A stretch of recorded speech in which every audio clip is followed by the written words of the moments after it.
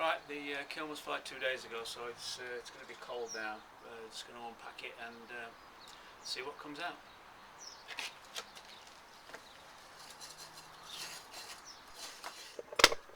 Okay, the initial first reaction now the door is open is that we've got a very even reduction throughout the kiln. Looking down the side there, even the usual oxidation spot doesn't seem to be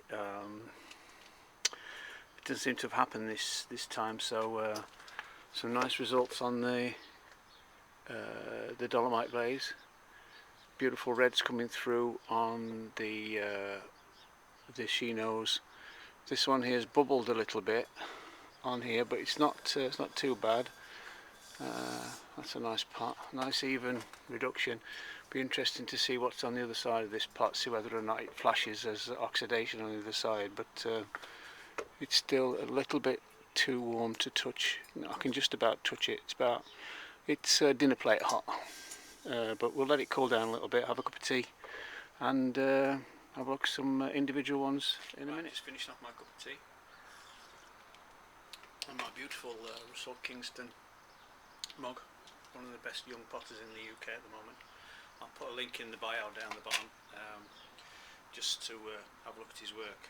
It's worth a look. So, okay.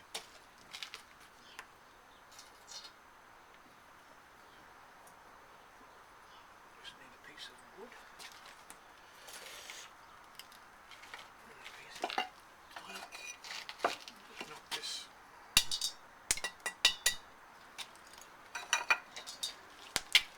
Turn it round and happy days. It's even reduction all the way around that. Very, very, very nice pot. This is my my matte white glaze that crawls really nicely and sort of reveals. It doesn't go in that sort of brain type effect. It splits and goes like rivers. So that's a nice one. Right, here we have one of my caddies.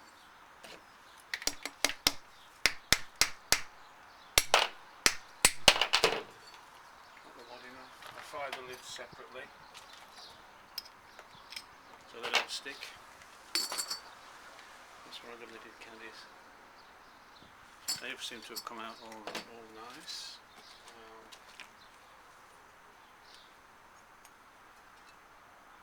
That's nice. It's one of the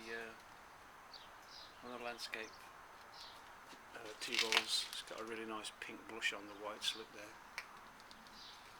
Nice inside. Come out okay.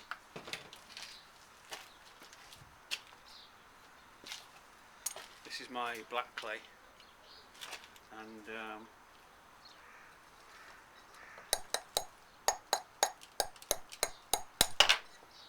just a little tip: if your wadding doesn't knock off straight away, leave it, and when it cools, it'll knock off a bit later. This is on my black clay. This is my Chino over white slip on the black clay. That's very, very nice. There's a few of those in, so just showing you a sample. This is one of the caddies. I saved this wadding I knock off and use it again next firing. So here's one of the caddies that I threw to go with the Kyushu teapots. They're a bit lower down, we'll have a look at those in a minute. That's the wire cut lid. And the caddies there come out nice. You can see the way that the ash is pooled on there. So these are glazed in Chino and then dusted with ash and fired separately. I've made them all this time, or tried to make them all a universal fit, so these lids are interchangeable, and what I do is I fire some spare lids, and I've had people in the past say to me, oh, I've broken the lid, have you got one? So now I'll put 2 or 3 lids in that mix and match, so if someone breaks a lid, I've got a stock of them. We can get one to fit for them. Right, I'll take some more of these out and have a look at the next layer. Here's a little bit of interest, as you can see there, all of the glaze that was on there has peeled off and fallen on the shelf there, and it's stuck to the shelf. So there's a bit of grinding involved there. Exactly the same pots, same glaze, but it's all shivered off. That's weird, isn't it? Oh well, it's one for the garden. Okay, this is the last of the top shelf.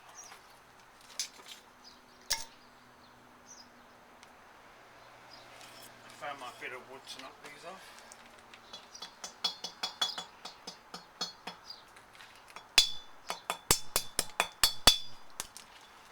This is one of the moon jars with the black slip on, a nice white chino on it. So that's one side, that's the other side. No splits, no cracks. Nice one. I'll get this shelf out now and have a look at the next layer.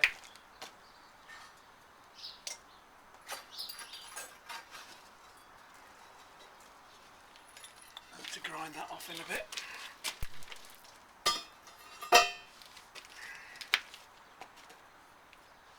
So you could look inside. You can see in there, even right through to the back, it's reduced really nicely. So successful firing so far. Okay, this is one of the Kyushu teapots that have come out. Lid fits nicely. The ashes run down either side of it. This is a left-hander, so they've all come out really nice. Get another one for you.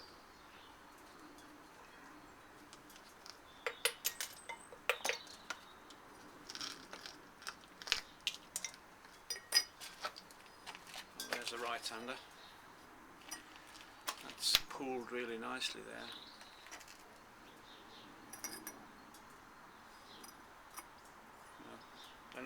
Nice little teapot.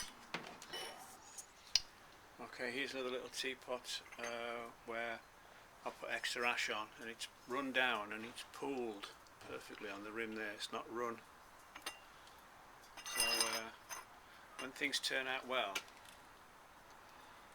it's a bonus. This is the discussion I had in the last video about the electric firing. This doesn't happen in the electric firing, this sort of little happy accidents. This is why I like reduction firing.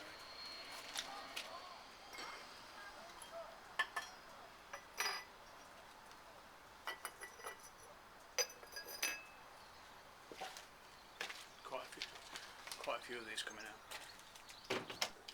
Okay, results. Moon jars come out okay. Black T-balls have come out okay. Small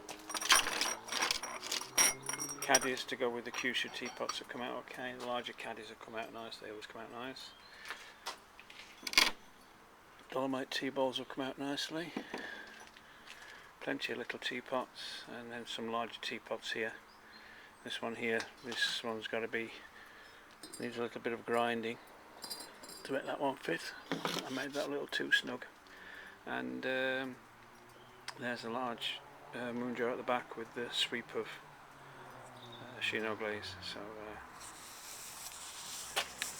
all in all, a really good first firing of the year. It's not too bad since I've not fired this for nearly 3 months now, and firing went okay. It took about an hour longer than normal, but that was just me not being completely on the ball, but I think it helped. With chinos, if you can leave them longer to fire and soak them a little bit, they come out better. So all in all, pretty pleased.